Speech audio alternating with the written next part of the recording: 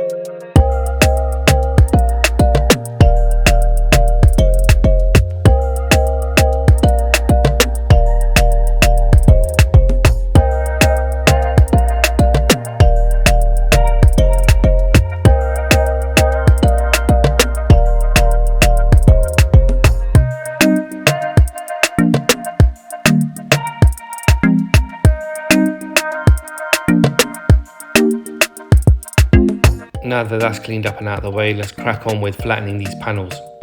We're only flattening them out because there's a difference of probably a mil or two between the planks and a bit of a glue squeeze out. Sorry about the belt sander, paper flying across the table.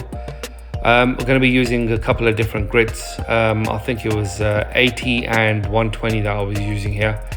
80 for obviously the more stubborn high spots, and then the 120 just to I could have had this set out prior to the shot, but it's okay. You can join me in setting up. So you will notice when I'm using the belt sander that I go in different directions.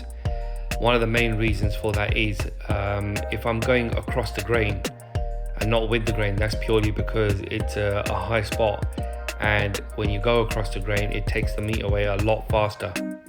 You want to be careful, obviously not to take away too much, so you need to keep moving with the belt sander as well.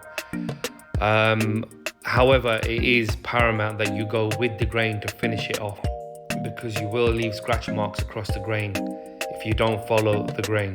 Now, the problem with that is when you're using a stain to paint the doors or paint the panels or anything like that, and those scratch marks tend to absorb a lot of stain and they will be very visible.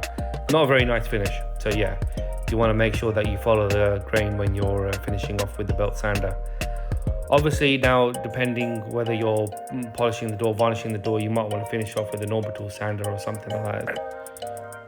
Right, so what you see me doing now is basically just screwing down a couple of scrap bits of ply. That's going to help hold the panel in place whilst I'm using the belt sander. Screwing down a couple of sides purely just to hold it whilst my belt sander goes around in different directions. Make sure the panel doesn't go flying off the table or coming and hitting me in my belly. Not sure if I mentioned it earlier on in the video, however it is important that I mention when you're using the belt sander to try and flatten a panel out, you want to keep the belt sander moving around. You don't want to keep it in one spot, because you will end up having a nice big dip in your panel otherwise. Any flat surface, you want to keep it moving around so you can try and keep the surface uniform. Now obviously I would love to have a planer thickness or a drum sander big enough to take these panels, which would be an absolute dream, but we've got to work with what we've got, and a handheld belt sander is what we've got, so that's how we're going to do it. Right, so very shortly we're going to speed this up a bit and get cracking with flattening these panels out. Once that's done, we'll move on to marking them out, squaring them up and cutting them, ready for the detail around the edge.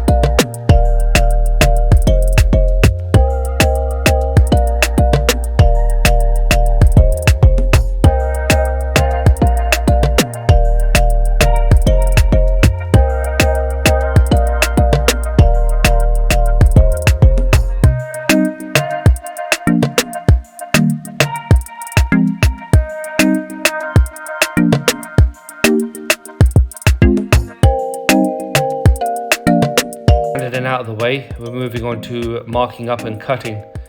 So what we're doing here is basically just marking the width of the panel first. We're using one of the edges as a straight edge, and we're going to mark the width of the panel first, cut that off, then we're going to square it up and cut the ends off after that. Once that's done, we'll move on to the router table where we can give it the raised panel detail.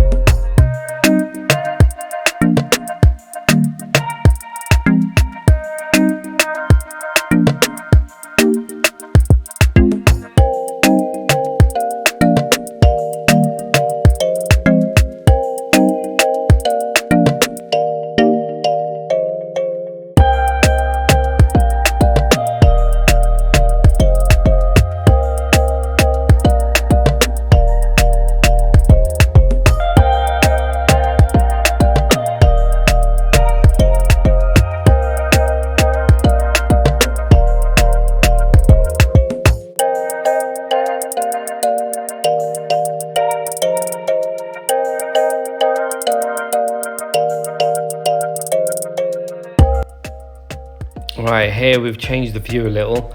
Not much different from the others. You still see a very shiny bold head. But try and give you a bird's eye view of the router table. Now, I picked this one up mainly to do this job. However, it is a toy that I've been wanting for a while to play about with and do some other little projects and stuff as well. So why not? And also, one of the main reasons why I actually had to get this just to complete this job was because the raised panel cutter for the 1/2-inch router can only really be used when it's mounted in a table. You can't use it freehand. Trust me, you don't want to use it freehand with a bit that size going AWOL. Not a good idea. Right, so we've got this set up. I have run this through on a little test piece before just to check it out, and it works really, really well. I was really chuffed with it. Right, we're gonna do our first pass on this.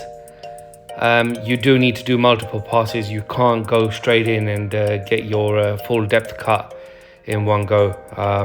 You'll end up causing an injury to yourself or breaking the machine. So yeah, you definitely need at least 3 to 4 passes on each side just to get the full depth of the cut.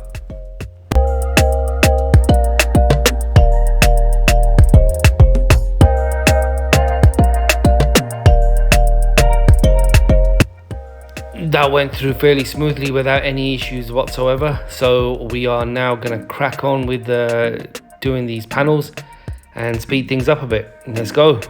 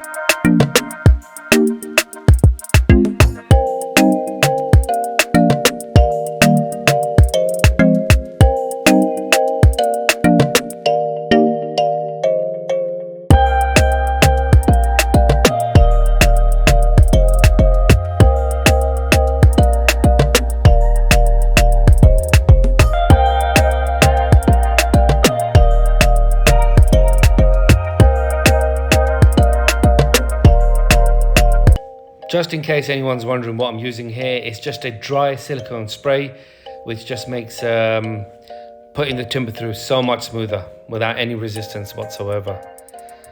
Right, so here we're just checking the depth of our beading that we require. And I think it was somewhere around 12 to 13 mil.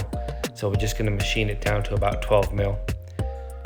And the edge detail on the raised panel, I think, was about 10 mil. So the beading is going to be approximately 10 mil wide by 12 mil deep. And once that's done, we'll then create a little jig, which I will show you, to put the chamfer on it.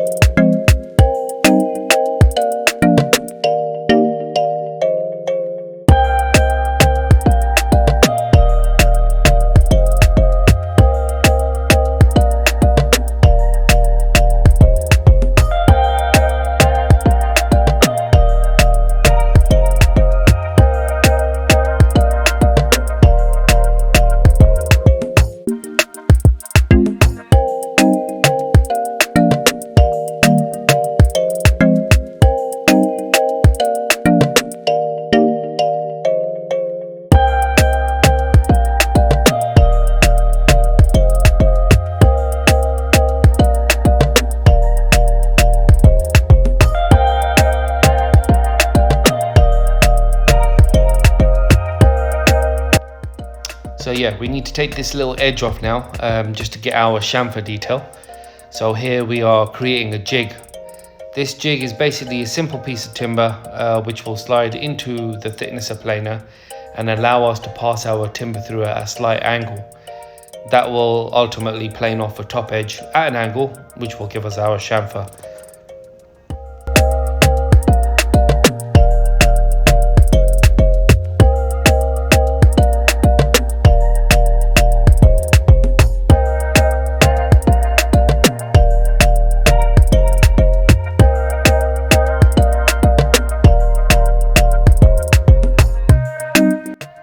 So here you go, it's simple.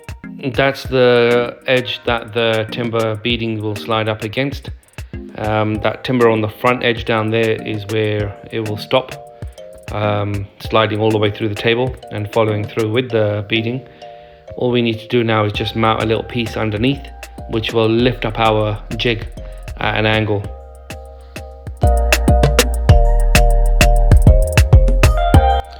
Right, and here it is, our very simple little jig. So that little block on the front edge down there will stop on the table and prevent it from sliding all the way through. And we just spray that up as well, just make sure that it doesn't catch on anything or snag. It's pretty much as simple as that. So we're just going to pass it through a few more times just to make sure that we got it at the right height and we got the right angle that we want on our beading. It's a bit difficult to see from this little shot that I just show you, the profile. It has got an angle on it. It's more than enough to do the job. So yeah, we're going to pass everything through. You will notice in a minute that I end up taping the jig down, basically because it's keep on sliding, it's keep on moving around. The clamp didn't work because there's nothing to clamp to, so the strong gaffer tape that I got here done the job.